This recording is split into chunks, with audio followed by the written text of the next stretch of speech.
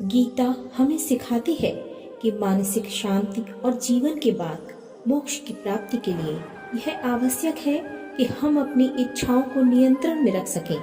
गीता में श्री कृष्ण कहते हैं कि मृत्यु का भय व्यर्थ है, क्योंकि मृत्यु हमारे शरीर में विराजमान आत्मा को कभी नहीं मार सकती। मृत्यु केवल मांसपेशियों से बने शरीर का अंत है।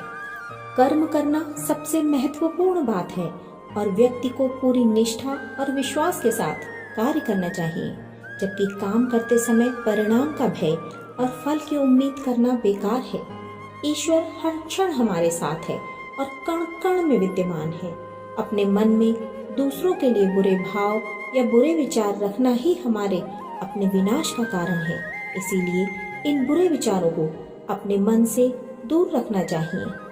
गीता में यह भी कहा गया है कि क्रोध से भ्रम पैदा होता है, जो बुद्धि को विचलित करता है। भ्रमित व्यक्ति अपने मार्ग से भटक जाता है, तब सारे तर्क नष्ट हो जाते हैं, जिससे मनुष्य का पतन हो जाता है। इसीलिए हमें अपने क्रोध पर नियंत्रण रखना चाहिए। भगवान श्री कृष्ण कहते हैं कि आत्मनिरीक्षण से स्वयं को जानो, क्योंकि जब आप स्वयं को पहचानेंगे तभी आप अपनी क्षमता का आकलन कर पाएंगे। ज्ञान रूपी तलवार से अज्ञान का नाश करना चाहिए। जब कोई व्यक्ति अपनी क्षमता का आकलन करता है तभी उसका उद्धार हो पाता है। भगवान श्री कृष्ण कहते हैं कि मृत्यु एक अपरिवर्तनीय सत्य है, लेकिन केवल यह शरीर नश्वर है। आत्मा अजर अमर है। आत्मा को कोई काट नहीं सकता, अग्नि जला नहीं सकती और जल उसे गीला नहीं कर सकता। जिस प्रकार से पुराने वस्त्र बदलकर नए वस्त्र धारण किए जाते हैं, उसी प्रकार आत्मा एक शरीर का त्याग करके दूसरे जीव में प्रवेश करती है।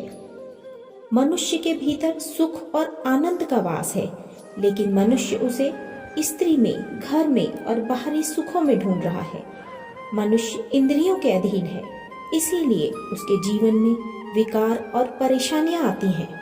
जुआ, मद्यपान, अनैतिक संबंध, हिंसा, असत्य, मद, आसक्ति और निर्दयता, इन सब में कलयुग का वास है।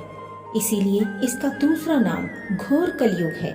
मनुष्य को हमेशा अपने मन और बुद्धि पर भरोसा नहीं करना चाहिए, क्योंकि वे मनुष्य को बार बार धोखा देते हैं।